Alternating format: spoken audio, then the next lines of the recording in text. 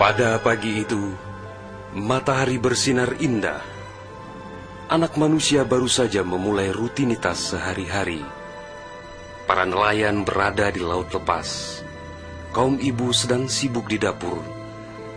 Anak-anak usia sekolah menikmati hari libur. Sebagian pemuda sedang berolahraga. Sebagian lagi bersiap-siap menuju pantai untuk rekreasi. Para buruh bangunan sedang bekerja. Suasana pasar hiruk-pikuk dengan berbagai transaksi.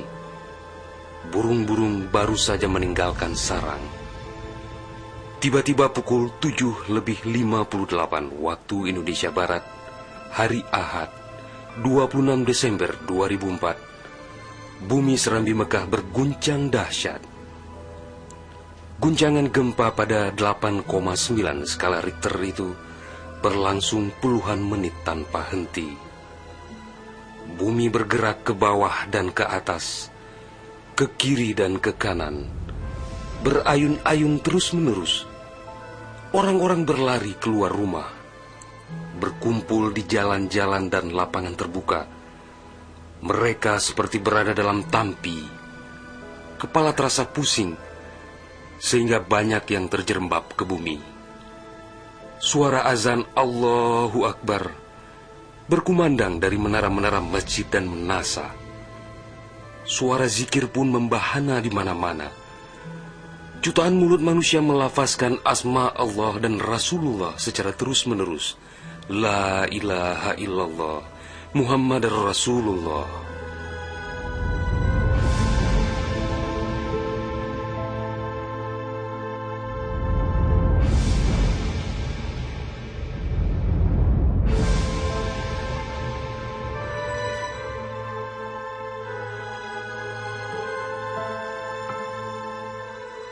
Seusai gempa dahsyat itu, sebagian orang pergi untuk melihat-lihat situasi. Karena terbetik kabar bahwa di tempat tertentu ada bangunan yang rubuh, ada tanah yang terbelah, dan ada pula rumah yang ditelan bumi. Tidak terpikirkan oleh mereka apa yang akan terjadi setelah itu. Tidak ada tanda-tanda alam yang begitu kentara. Tidak ada yang mampu menafsirkan dan menduga sebentar lagi akan terjadi bencana maha dahsyat yang meluluh lantakkan permukiman penduduk sepanjang pesisir Aceh. Tidak ada pula yang mampu menerjemahkan berbagai firasat atas pusaran nasib yang bakal menimpa tanah rencong. Juga hampir tidak ada yang memahami tanda alam. Manakala air laut surut beberapa ratus meter, orang-orang di pesisir pantai tampak asyik mengumpulkan ikan yang menggelpar-gelpar. Bahkan air sungai pun mengering. Namun tidak ada yang dapat membaca tanda-tanda itu. Mereka seakan melupakan gempa yang baru berlalu.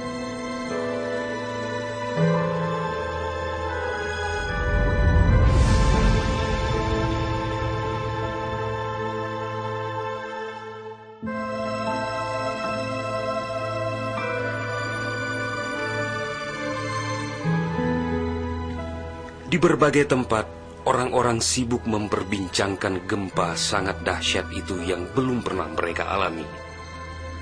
Namun tak lama kemudian orang-orang mendengar bunyi dentuman sangat keras, disusul suara gemuruh dari arah laut. Bunyi dentuman itu terdengar sepanjang pesisir Aceh Besar, Banda Aceh, Aceh Jaya, Aceh Barat dan Nagan Raya. Orang-orang mengira itu adalah bunyi bom.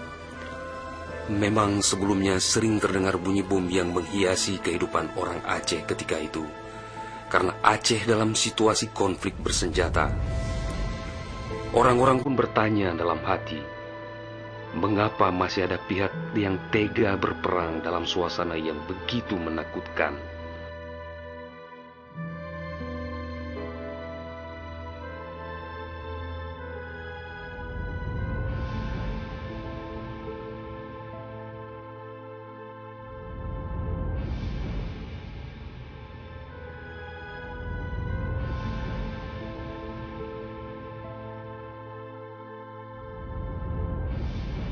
Orang-orang mengira pagi itu hanya sekedar gempa.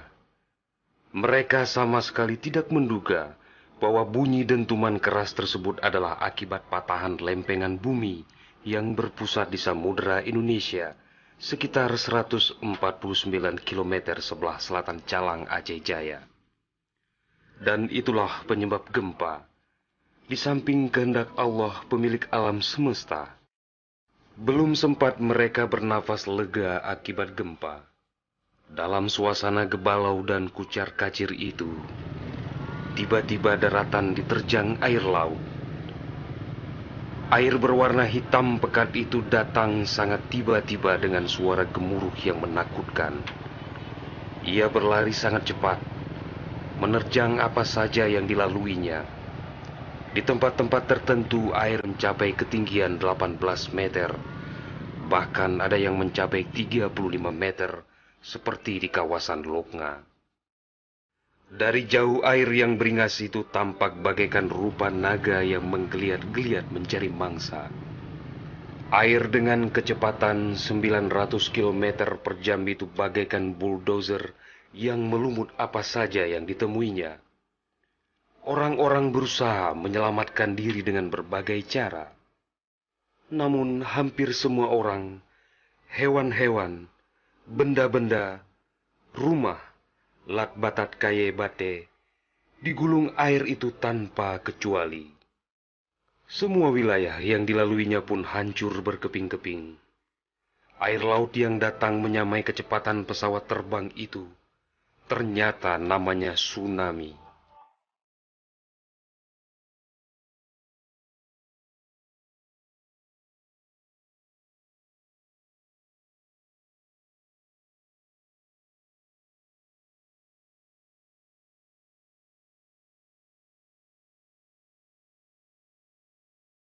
Kekuatannya memang luar biasa. Kapal apung PLN yang diparkir di perairan Ulelu, Banda Aceh, digelandang tsunami sampai 3 km ke darat. Kapal itu sekarang menjadi objek wisata tsunami. Demikian juga kapal angkut Sendalas milik PT SAI diseretnya ke atas badan jalan negara Banda Aceh melabuh di Loknga. Kapal-kapal nelayan ukuran besar yang diparkir pelabuhan ikan di Lampulo, Banda Aceh, banyak yang terdampar ke pusat kota, termasuk mesin cetak harian Serambi Indonesia di Krungcut di bawah tsunami sejauh 1 km. Kendaraan roda 4 hancur tak berwujud.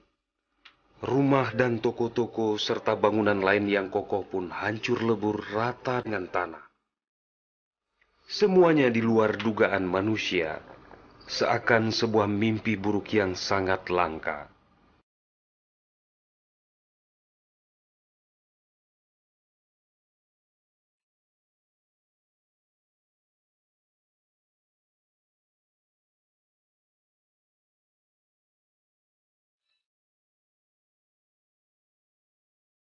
Setelah kira-kira 15 menit air laut itu beraksi, suasana pesisir Aceh pun lengang, sunyi, sepi, senyap, dan hening yang tak bisa dilukiskan dengan kata-kata. Sebagian besar permukiman penduduk rata dengan tanah, seakan instrumentalia kehidupan telah berakhir sampai di sini. Ratusan ribu orang nelangsa, teduk tesepuk, telok menjaro, teingat kedro hanaledaya, atau terduduk lunglai bersilang tangan, mengingat nasib tiada berdaya.